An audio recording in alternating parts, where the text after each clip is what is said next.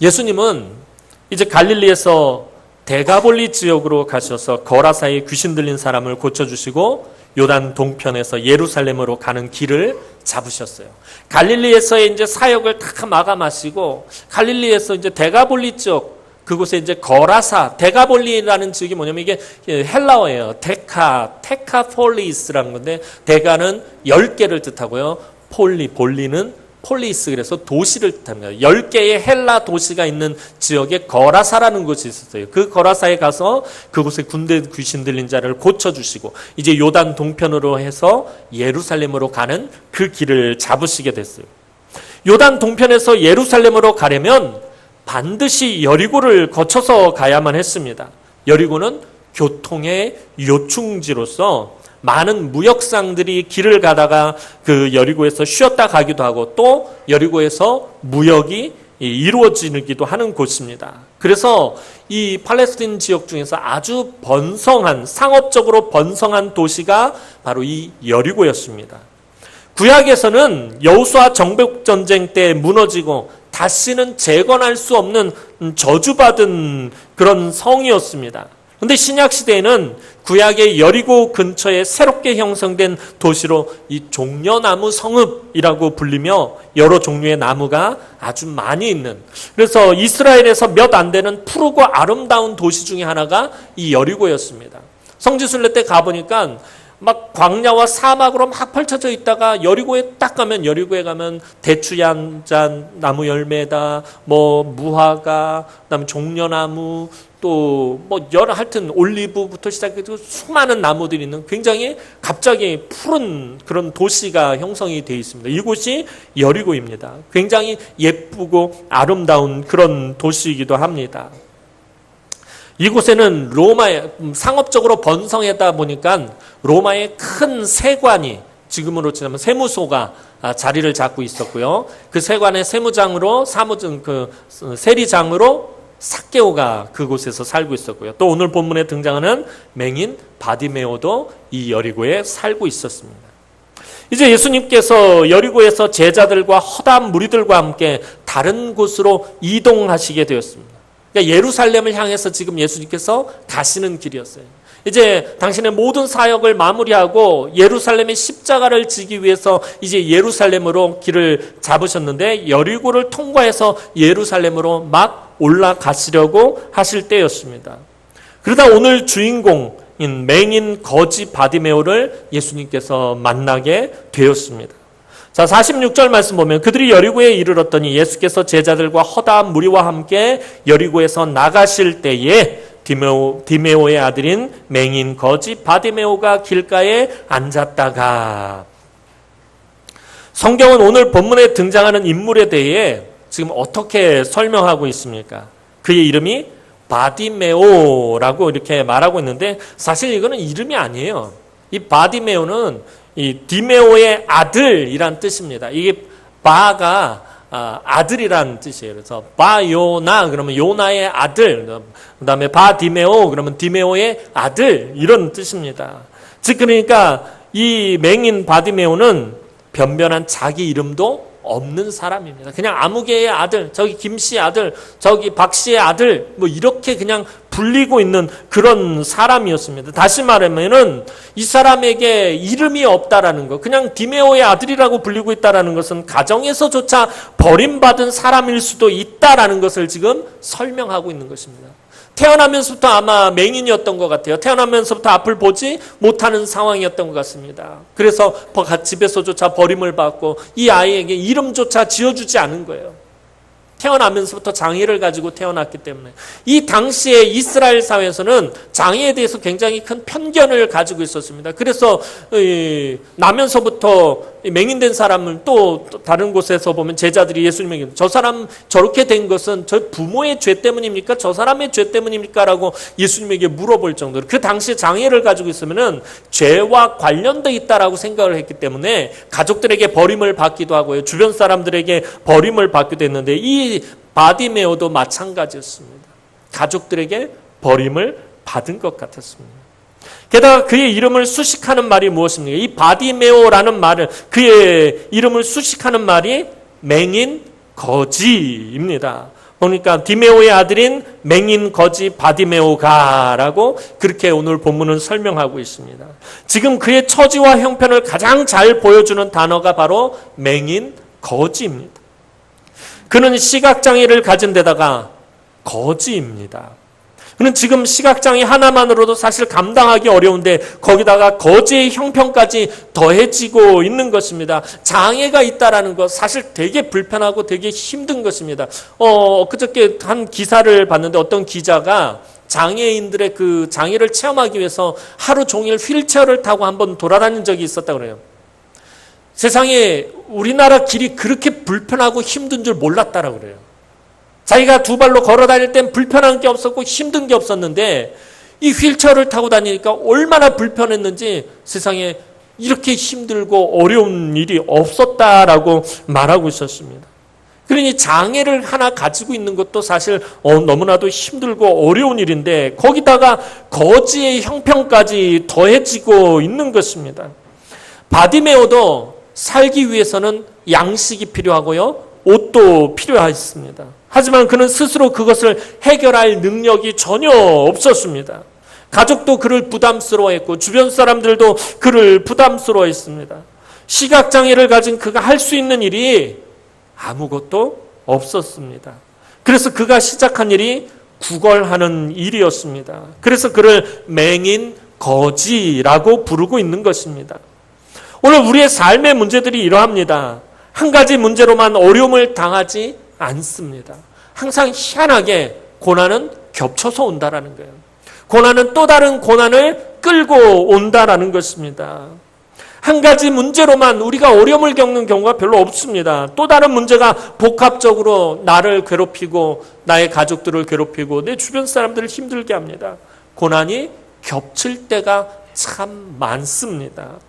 바디메오는 이렇게 고난이 겹쳐 있는 사람이었던 것입니다. 바디메오의 삶의 문제는 복합적이며 고난이 겹쳐 있으니까 복합적이고 연속적인 것이었습니다. 시각장애를 가지고 있어서 그는 앞으로도 계속해서 볼 수 없고요. 계속해서 구걸하는 삶을 살 수밖에 없었다는 거예요. 연속적이었다는 거예요. 간단한 문제가 아니었다는 거예요. 지금 바디오의 이 삶의 문제, 그가 지금 치료받고 해결돼야 될 이 문제는, 이 겹쳐져 있는 이 문제는 사실 간단한 문제가 아니었다라는 것입니다. 이제 이런 그에게도 삶의 문제의 해결의 실마리가 보이게 되었습니다. 어느 날 여리고 온 동네가 시끌시끌합니다. 시끌벅적합니다. 무슨 말인지 귀 기울여 듣던 이 바디메오가 몰려 나온 사람들의 대화 속에서 나사렛 예수라는 사람이 여리고 성읍을 지나간다라는 것을 듣게 되었습니다. 당시에 이 이름은 너무나도 유명한 이름이었습니다. 최근 2, 3년 사이에 유대 땅에서 유대인들이라면 누구나가 다 이 이름을 들어서 알고 있었습니다. 나사렛에서 등장한 이 예수라는 청년이 이 성전을 뒤집어 엎고 온갖 놀라운 일들을 행하고 또 그 말씀의 권세가 마치 하늘에서 온 것 같고 하여튼 대단한 사람이었다라는 것입니다. 바디메오도 여리고 성문 앞에서 구걸하면서 여리고를 지나가는 사람들을 통해 예수의 행적과 기사를 자주 들어왔습니다. 사람들이 이 예수를 무엇이라고 말하고 있습니까? 예수님께서 제자들에게 물으셨죠. 사람들이 인자를 누구라 하느냐라고 말했을 때 제자들이 예수님에게 하신 말씀이 뭐예요? 어떤 사람은 세례 요한이라고도 하고 어떤 사람은 엘리야라고도 하고요. 어떤 사람은 예레미야나 혹은 선지자 중에 하나라고 합니다. 이게 이 당시에 유대 땅에 있었던 많은 유대인들이 예수님에 대해서 하던 말이었습니다. 그러니 여리고 성문 앞에서 구걸하던 이 바디메오도 예수님에 대해서 들은 이야기 뭡니까? 세례 요한 같기도 하고 엘리야 같기도 하고 예레미야 같기도 하고 선지자 중에 한 사람 같은 사람, 나사렛 예수로 그렇게 들어왔다라는 거예요.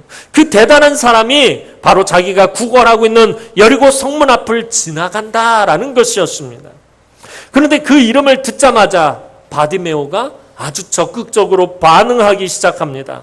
예수님의 뒤를 쫓는 허다한 무리들과는 좀 다른 반응이었습니다. 그의 반응은 실제적인 삶의 반응이었다는 거예요. 자기 삶의 그 실제적인 문제를 가지고 예수님에게 나아가는 그런 반응이었습니다. 무리들 속에 숨어서 반응하는 것이 아니라 예수님과 1대1로 만나려고 하는 반응이었다는 거예요. 지금 예수님 주변에는 허다한 무리들이 있었다라고 성경은 말하고 있습니다. 그 허다한 무리들 속에 있는 한 사람이 아니라 예수님과 1대1로 만나려고 하는 사람으로서 반응을 보이기 시작했다라는 것입니다. 지속적이고 고난이 겹친 그의 삶의 앞에 예수란 이름이 들릴 때에 그는 너무나도 정확한 확실한 반응을 보였습니다. 바디메오가 이렇게 적극적으로 반응한 것은 바디메오의 입장에서는 이번이 세상에 둘도 없는 기회이기 때문이었습니다. 사실 예수님은 지금 여리고를 지나가고 계시는데 아까 말씀드렸던 것처럼 요단 동편을 통해서 여리고를 통해서 예루살렘의 십자가를 지기 위해서 가십니다. 사실 예수님은 바디메오를 만나기 위해서 그곳을 지나가시는 것은 아니었습니다. 여리고를 통과하기 위해서 그냥 여리고를 지나가시는 길이었지만 바디메오에게는 예수님이 자기를 만나러 오신 것이나 마찬가지 일이었다라는 것입니다. 그가 허다한 무리들과 다르게 예수님에게 반응하고 있었던 것은 예수님이 나를 만나러 오셨다라고 그는 그렇게 생각하고 있었다라는 것입니다. 사실 여리고에는 바디메오처럼 힘들고 어려운 상황의 사람들이 많았습니다. 성문 앞에서 바디메오만 구걸하고 있었던 것 아닙니다. 그곳은 아까 말씀드렸던 것처럼 무역이 성행하는 아주 상업적으로 번성한 도시였고 그 성문 앞에는 구걸하는 사람들이 많았다라는 거예요. 예루살렘 성전 앞에서도 구걸하는 사람들이 아주 많았습니다. 여리고 성문 앞에서도 바디메오처럼 구걸하는 그런 사람들, 불쌍한 사람들이 많이 있었습니다. 하지만 예수님이 그곳을 지나가시는 일과 자신을 관련 짓는 사람은 바디메오 한 사람밖에 없었다는 거예요. 예수님이 예루살렘을 지나가시는 그 일과 자기를 관련시키는 사람은 바디메오 한 사람밖에 없었다라는 것입니다. 다들 허다한 무리들 속에 있는 구경꾼에 불과했습니다. 바디메오의 귀에 들린 나사렛 예수라는 이름은 그에게는 인생 최고의 기회였던 것입니다.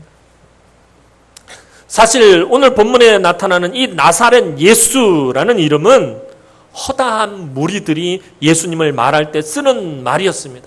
그냥 보통 사람들이 그냥 허다한 무리들이 예수님에 대해서 말할 때 나사렛 예수, 그냥 나사렛 출신인 예수님. 어떻게 보면 예수님을 되게 깔보는 것이에요. 왜냐하면 나사렛에서 무슨 선한 것이, 갈릴리에서 무슨 선한 것이 나겠느냐 라는 이런 그런 말들이 팽배했던 시절이니까 나사렛 예수라는 말은 사실 예수님을 굉장히 깔보는 그런 말이기도 했어요.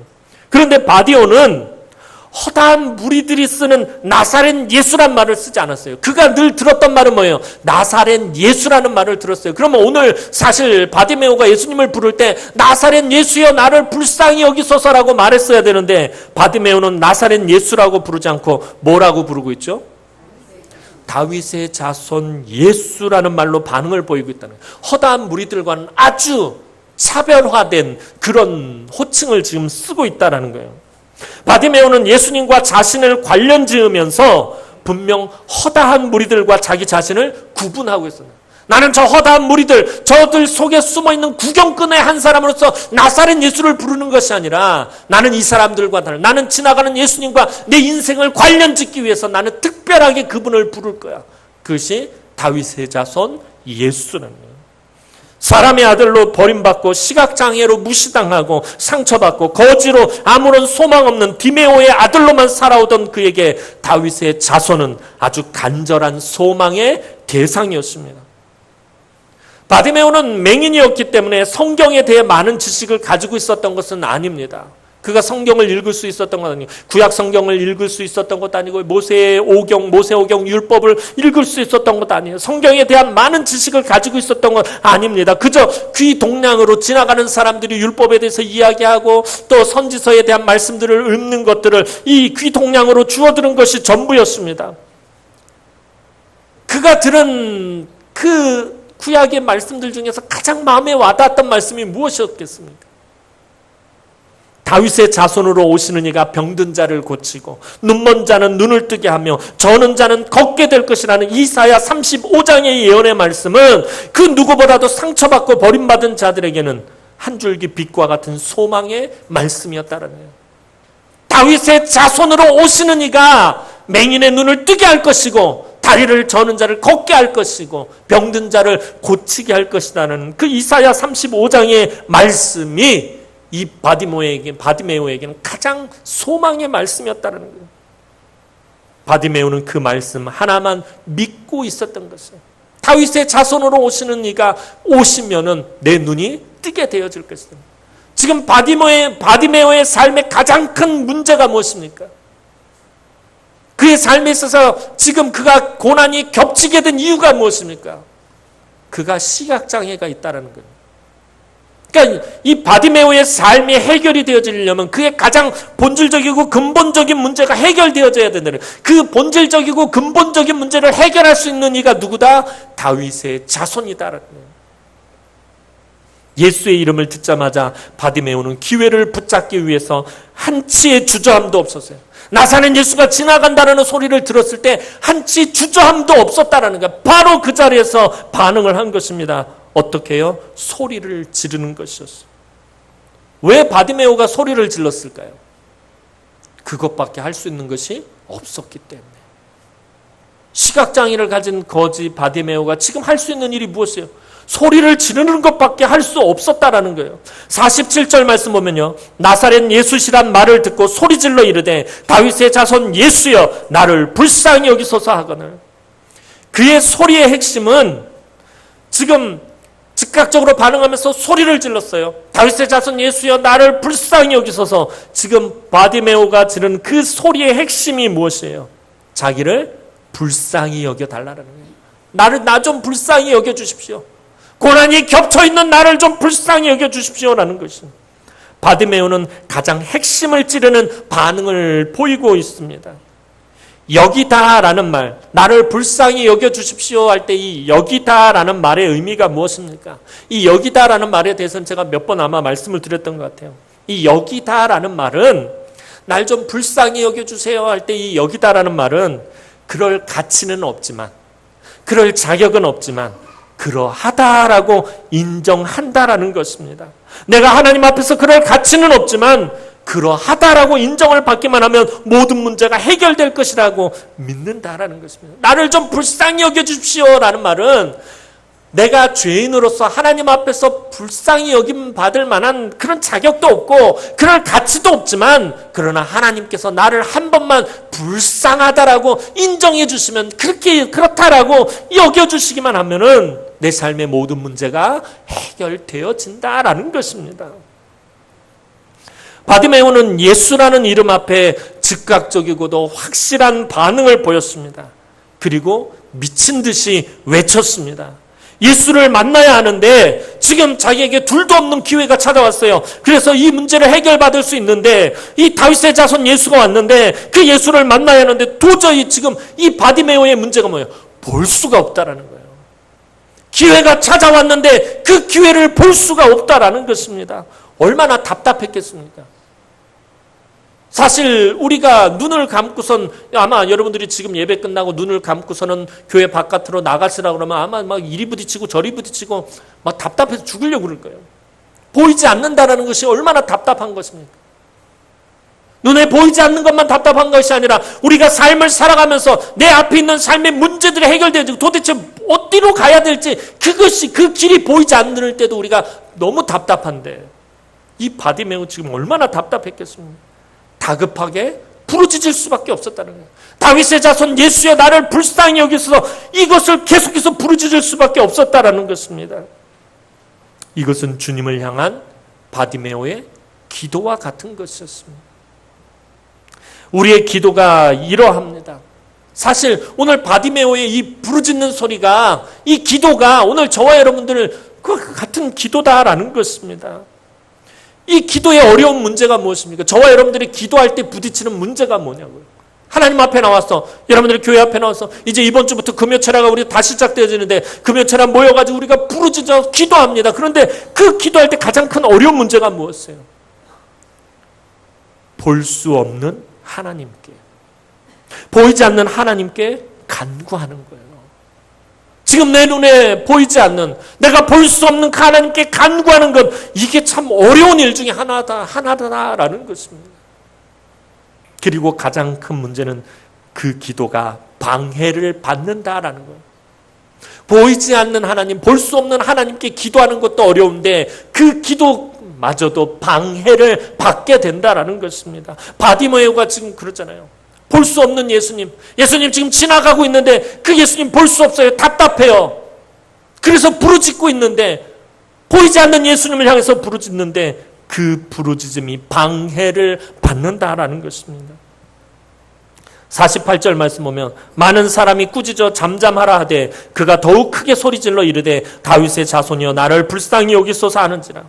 주변에 많은 사람들이 바디메오의 소리 지름을 막고 나선 것입니다. 바디메오가 소리를 지르지 못하게 하는 거예요.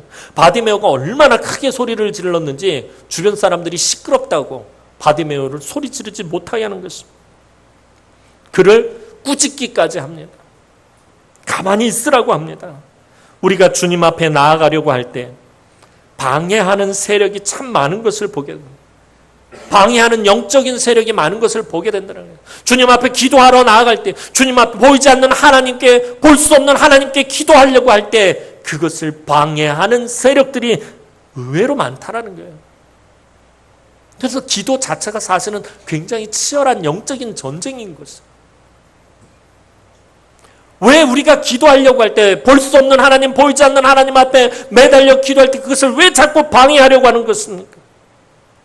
주님 앞에 나아가 부르짖으면 모든 것이 해결되기 때문이에요. 부르짖으면 해결되기 때문에 사탄의 세력은 주님 앞에 나아가려고 하는 사람을 방해하는 것입니다. 오늘 이 바디메오를 방해한 사람이 누구입니까? 허다한 무리들이 방해했어요. 예수님 주변에 있는 허다한 무리들이 이 바디메오를 방해했어요. 심지어 예수의 제자들과 믿는 사람과 가족을 이용해서 방해합니다. 그때 대부분의 사람들은 어떻게 합니까? 포기하거나 뒤로 미루거나 절망하고 낙심합니다. 그런데 오늘 바디메오는 포기하지 않았습니다. 낙심하지 않았습니다. 예수님을 향해 더욱 크게 소리를 질렀습니다. 허다한 무리들이 조용히 하란다고 가만히 있으면 안 돼요. 바디메오에게 지금 인생 절호의 기회가 왔는데 다른 사람들이 야 시끄러 조용히 가만히 있어 그런다고 가만히 있으면 됩니까? 가만히 있으면 안 된다는 것입니다. 그의 초라하고 비참한 인생을 바꿀 수 있는 절호의 기회가 왔기 때문에 절대로 가만히 있으면 안 된다는 것입니다. 이런 기회가 언제 다시 올지 모릅니다.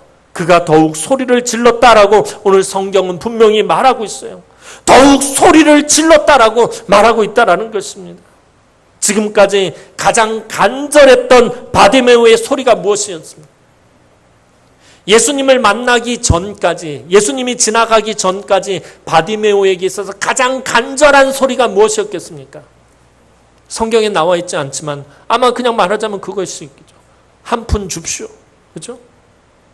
여리고 성문 앞에서 사람들이 지나갈 때마다 보이지 않지만 한 푼만 줍시오.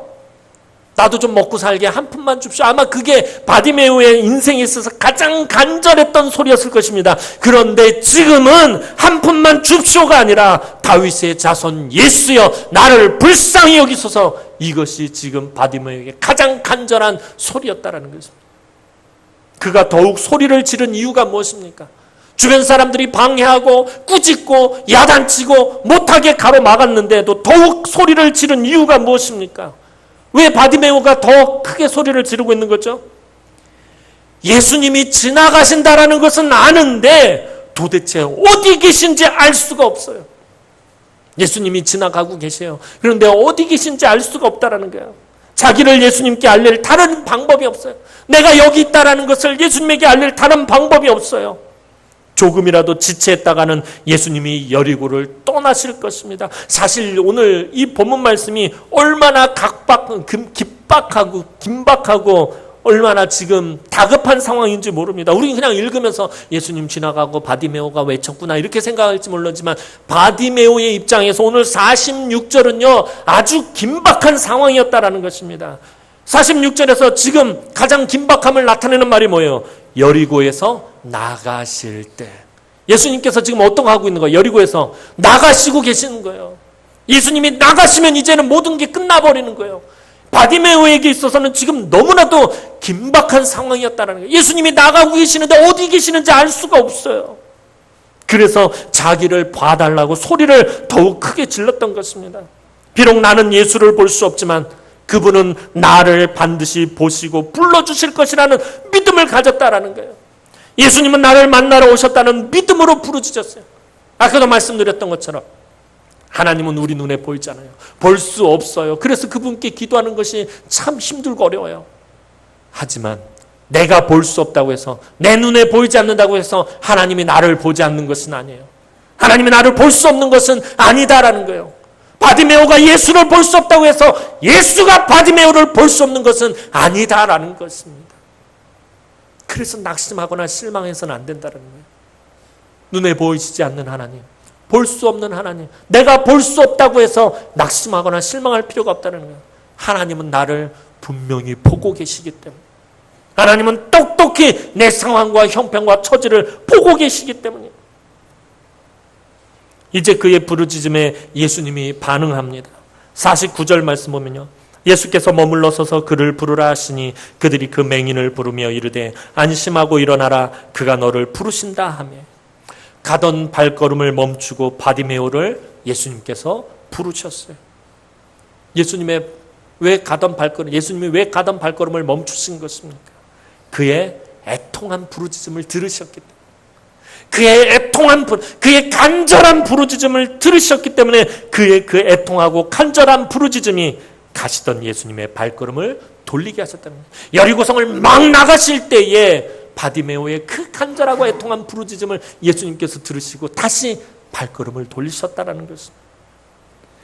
이사야 55장 6절 말씀을 보면요, 이 바디메오의 상황이 참 아주 적절한 표현되어지는 말씀이 있어요. 너희는 여호와를 만날 만한 때에 찾으라. 가까이 계실 때에 그를 부르라. 악인은 그의 길을 불의한 자는 그의 생각을 버리고 여호와께로 돌아오라. 그리하면 그가 긍휼히 여기시리라. 우리 하나님께로 돌아오라. 그가 너그럽게 용서하시리라. 바디메오가 지금 그런 상황이잖아요. 여호와를 만날 만한 때에 그를 찾으라. 가까이 계실 때에 그를 부르라. 지금 예수님이 가까이 계시다는 걸 알고 있어요. 그리 부르짖을 수밖에 없었다는 거예요. 이사야 선지자가 이렇게 분명히 말하고 있어요. 하나님을 만날 만한 때에 찾고 가까이 계실 때에 부르라는 것입니다. 기회는 늘 있는 것이 아니기 때문입니다. 오늘 바디메오는 그 기회를 정말 잘 잡은 것입니다. 기회가 왔을 때 자신의 모든 것을 다 걸고 매달린 것입니다. 그가 언제 다시 예수를 만날지 아무런 기약이 없었어요.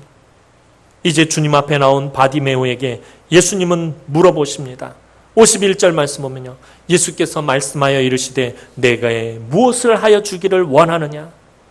너에게 무엇을 해주기를 원하느냐? 맹인이 이르되 선생님이여 보기를 원하나이다.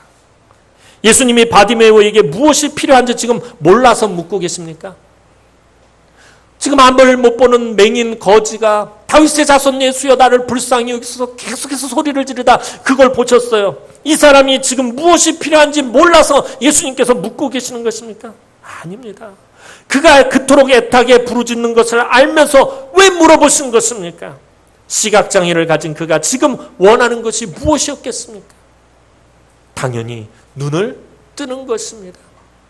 바디메오의 가장 본질적인 문제는 보는 것입니다. 보는 것이 해결되면 되는 것입니다. 우리 하나님께서는 우리에게 당연히 필요한 것이 무엇인지 너무나도 잘 알고 그것을 해결해 줄 준비가 항상 되어 있다라는 것입니다.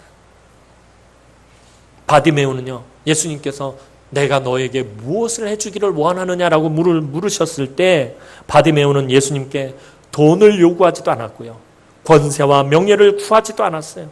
자신을 비참하게 만든 근본적인 삶의 문제를 해결해 주실 것을 구했고 그 즉시 응답을 받았습니다. 여러분의 삶을 오래도록 고통스럽게 하는 것이 무엇입니까?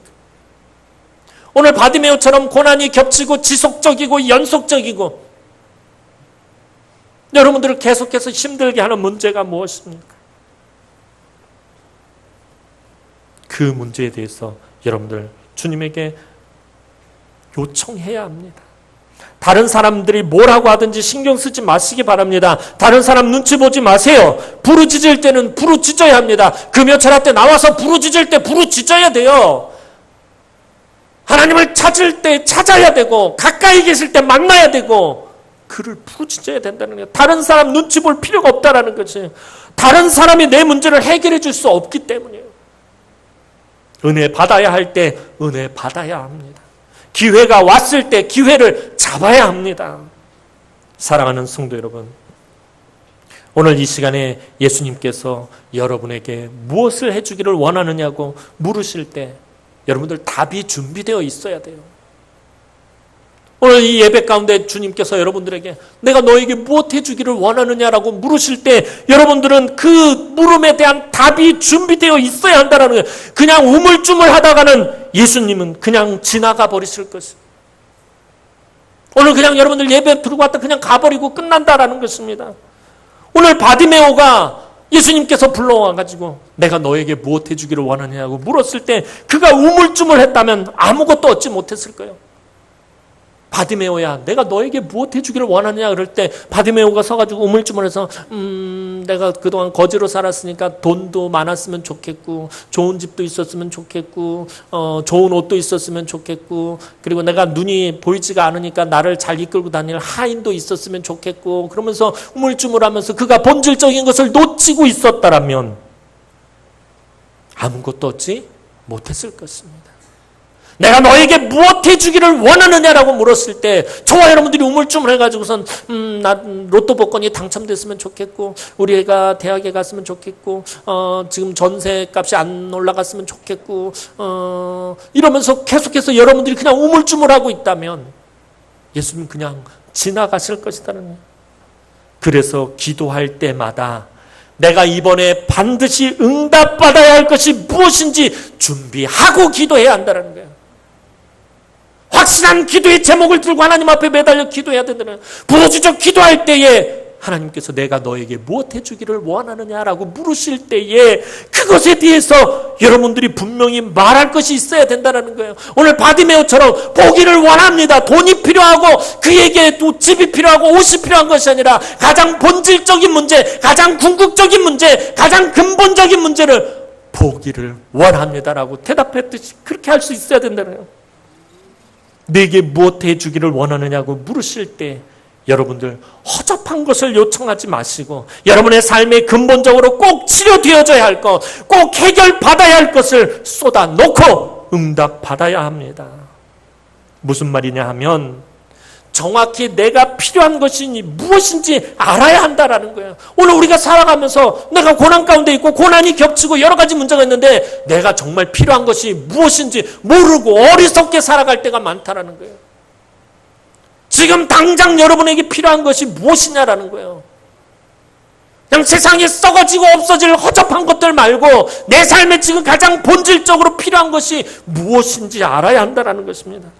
내가 지금 하나님 앞에서 구하고 찾고 두드릴 것이 무엇인지 알아야 응답받는다는 거예요. 주님 말씀하시는 구하라, 찾으라, 두드리라 라고 말씀하시는데 내가 주님 앞에서 구하고 찾고 두드려야 할 것이 무엇인지 알아야 응답을 받는다라는 것입니다. 맨날 세상에 썩어질 것들만 구하고 내 욕심과 내 만족을 채울 것들만 구하니까 그 좋은 기회들을 다 날려버린 것입니다. 지금 나에게 가장 본질적으로 필요한 것이 무엇인지 궁극적으로 해결되어야 할 것이 무엇인지 정확하게 구해야 합니다. 그러면 주님은 분명히 응답하실 것입니다. 52절 말씀은 가라 내 믿음이 너를 구원하였느니라. 네 믿음이 너를 구원하였다라는 거예요. 이것은 믿음대로 된다라는 것입니다. 바디메오가 가지고 있었던 믿음이 뭐예요? 다윗의 자손으로 오시는 분이 내 눈을 뜨게 해줄 것이다라는 믿음이 있었다는 그 믿음대로 될 것이다라는 것입니다. 지금 나에게 본질적으로 필요한 것이 무엇인지 아는 것이 바로 믿음입니다. 내 삶에 지금 가장 본질적인 필요, 가장 궁극적인 필요가 무엇인지 아는 것, 그것을 알고 구하는 것이 믿음입니다.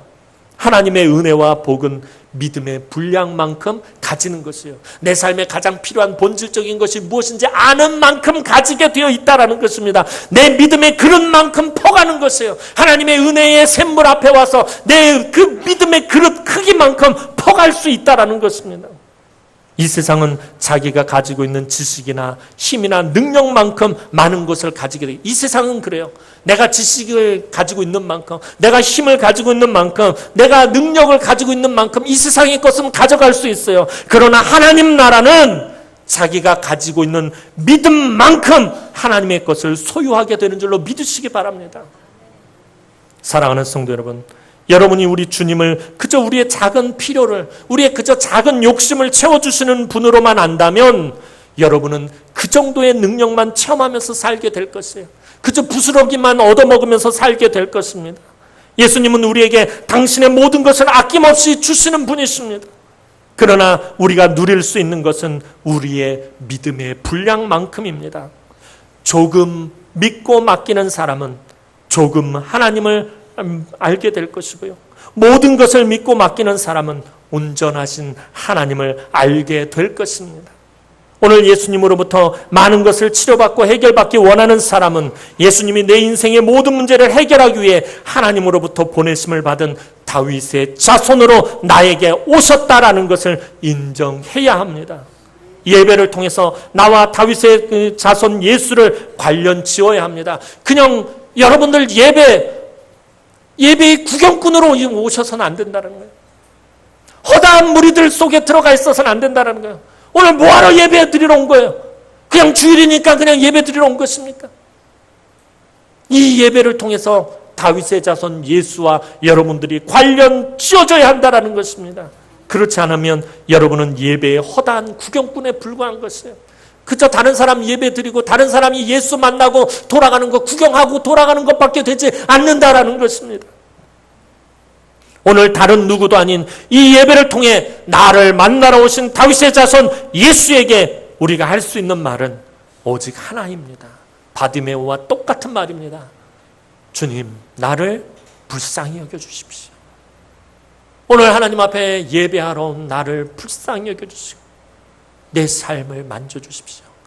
내 삶이 주님과 관련되어지기를 원합니다. 이 말밖에 없습니다. 불쌍히 여겨달라는 말은 당신의 처분에 모든 것을 맡긴다라는 말이에요.